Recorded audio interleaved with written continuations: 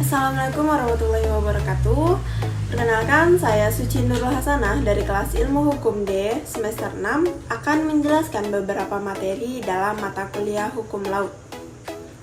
Baik, masuk pada materi pertama, yaitu Laut Teritorial.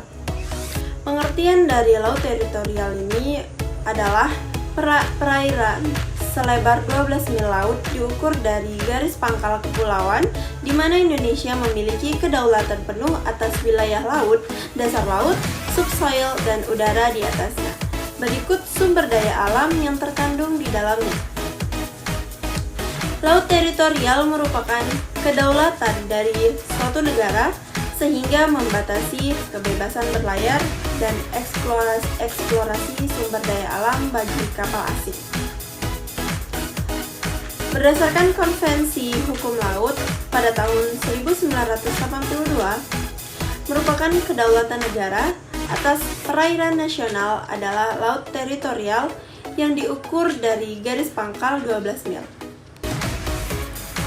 Konvensi menegaskan bahwa laut teritorial, ruang udara di atas laut teritorial, dan dasar laut serta tanah di bawahnya merupakan bagian dari wilayah negara pantai.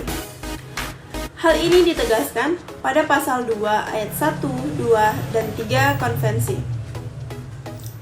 Oleh karena itu, segala sesuatu yang terjadi dalam batas-batas wilayah teritorial tunduk pada hukum negara dan pelaksanaannya sesuai dengan ketentuan Konvensi Hukum Laut pada tahun 1982. Termasuk pengelolaan sumber daya alam yang terdapat pada laut teritorial merupakan hak negara pantai untuk mengambil dan memanfaatkan, khususnya sumber daya ikan. Kemudian, materi selanjutnya, cara mengukur lebar laut teritorial. Kebebasan di laut lepas telah berkembang secara cepat menjadi prinsip dasar hukum internasional. Tetapi, tidak semua zona laut memiliki karakteristik seperti itu.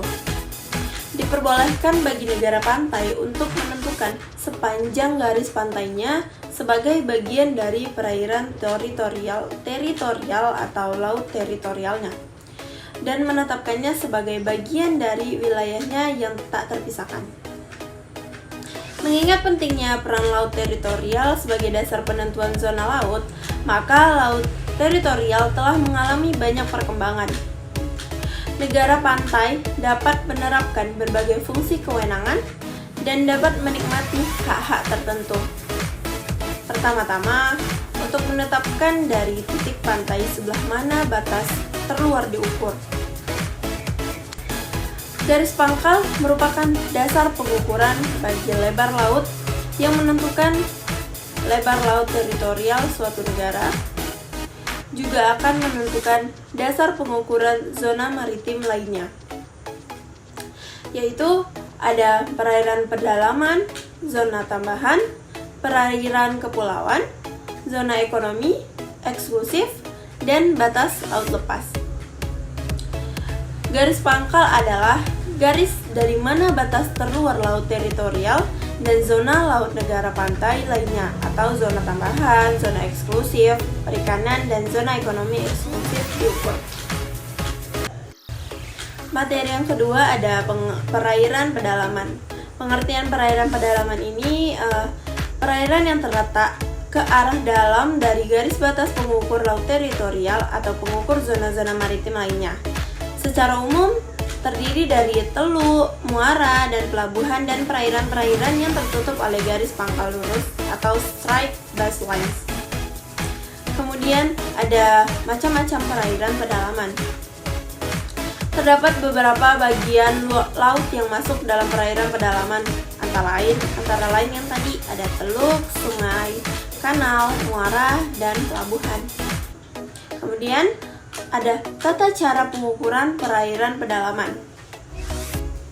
Perairan pedalaman adalah perairan yang ditutup oleh garis dasar penutup teluk, muara, pelabuhan, dan garis-garis dasar yang menutup lekukan di pantai sampai 100 mil laut dan maksimum 125 mil laut. Dengan kata lain, perairan pedalaman adalah bagian dari laut yang berada ke arah daratan dari garis dasar kepulauan. Perairan kepulauan adalah perairan yang ada dalam wilayah negara kepulauan antara pulau-pulau, disebut juga perairan Nusantara. Perairan kepulauan ini dibatasi oleh garis dasar perairan pedalaman. Perairan kepulauan adalah satu kesatuan wilayah, kedaulatan negara bersama ruang udara di atasnya, atas tanah serta di bawah tanah. Kemudian ada prinsip-prinsip perairan pedalaman. Dalam wilayah suatu negara merupakan unsur utama dalam pembentukan negara. Untuk itu, penentuan suatu negara didasarkan pada norma hukum internasional yang berlaku. Di perairan pedalaman, kapal-kapal dagang memiliki hak untuk masuk dan kedaulatan penuh dimiliki oleh negara pantai yang bersangkutan. Dalam prakteknya, hak untuk masuk dan keluar pelabuhan dapat dilakukan berdasarkan perjanjian bilateral antara negara pantai dan negara bandara yang bersangkutan atau menurut Konvensi tentang Pelabuhan tahun 1923.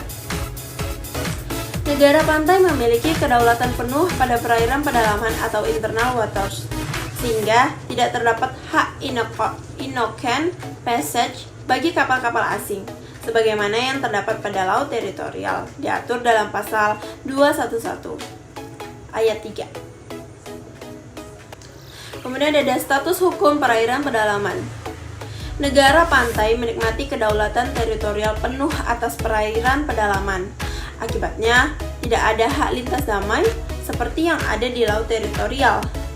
Pengecualian tunggal untuk prinsip ini adalah bahwa apabila garis-garis pangkal lurus ditarik sepanjang garis pantai yang berlekuk dalam atau berbatas dengan pulau-pulau yang meliputi daerah-daerah perairan pedalaman yang sebelumnya tidak dianggap demikian.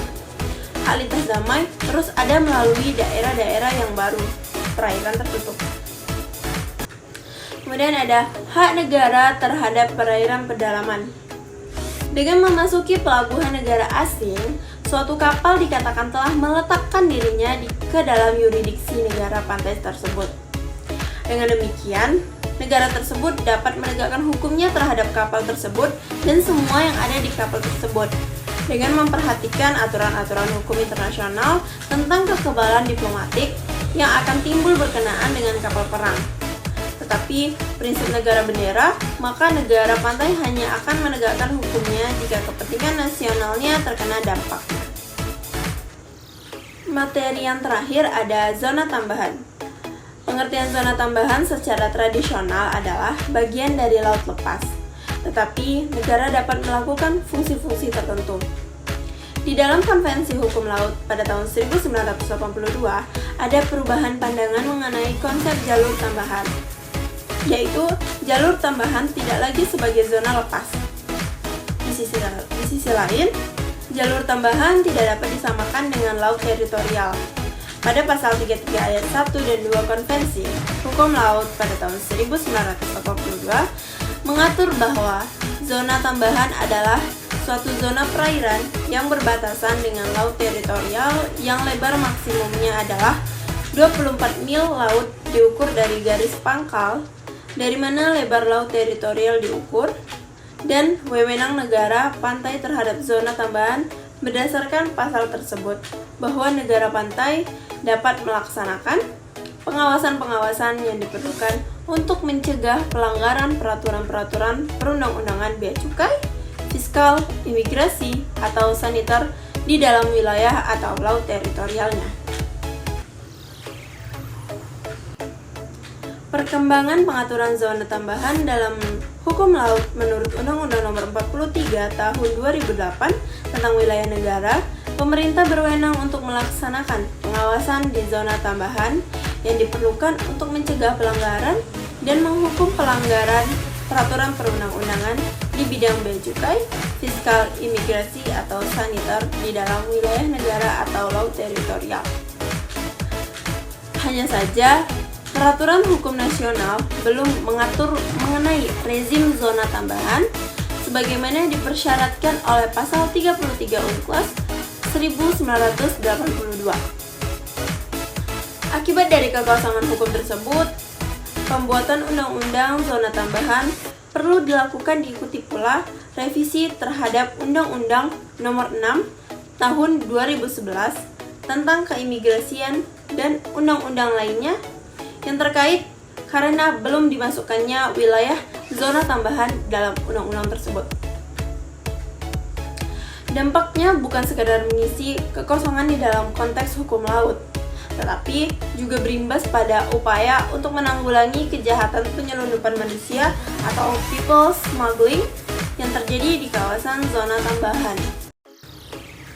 Penetapan batas atau delimitasi pada zona tambahan.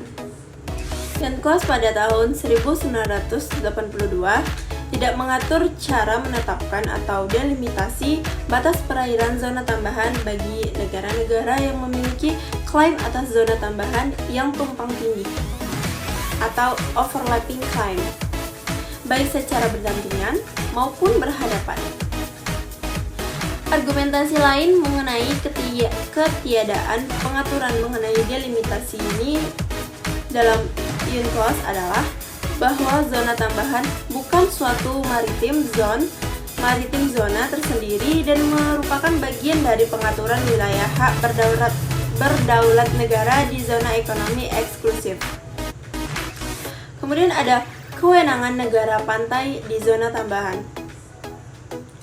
Pada pasal 24 Konvensi Jenewa pada tahun 1958 tentang laut teritorial dan zona tambahan disebutkan bahwa di zona tambahan, negara pantai dapat melaksanakan pengawasan yang dibutuhkan untuk yang pertama, mencegah pelanggaran peraturan atau regulation tentang bea cukai, fiskal, imigrasi, atau saniter dalam wilayah atau di laut teritorial. Kemudian yang kedua, menghukum pelanggaran peraturan tersebut di atas yang dilakukan di dalam wilayah atau di laut teritorialnya. Jadi dapat disimpulkan bahwa di zona tambahan, negara pantai hanya memiliki yurisdiksi yang sifatnya terbatas, yaitu melakukan pengawasan yang diperlukan untuk mencegah pelanggaran atas peraturan perundang-undangan yang berkenaan dengan masalah bea cukai, fiksi, imigrasi, atau saniter. Kedua, menghukum pelanggaran atas peraturan perundang-undangan tersebut, serta ketiga, melindungi dan mengendalikan peredaran benda-benda purbakala dan benda-benda bersejarah yang ditemukan di laut. Selanjutnya dalam pasal 24 ayat 3 Konvensi Jenewa pada tahun 1958 tentang laut teritorial dan zona tambahan diatur tentang garis batas zona tambahan antara dua negara yang pantainya saling berhadapan atau berdampingan. Pada dasarnya, penentuan garis batas zona tambahan ditetapkan berdasarkan kesepakatan antara para pihak yang dituangkan dalam perjanjian bilateral. Akan tetapi, apabila para pihak gagal mencapai kesepakatan, maka garis batas dari zona tambahan dari kedua negara tidak boleh melebihi garis tengah atau median. Baiklah, terima kasih. Itu saja yang bisa saya jelaskan dalam mata kuliah Hukum Laut. Kurang dan lebihnya saya mohon maaf. Wabillahi taufiq wal hidayah. Wassalamualaikum warahmatullahi wabarakatuh.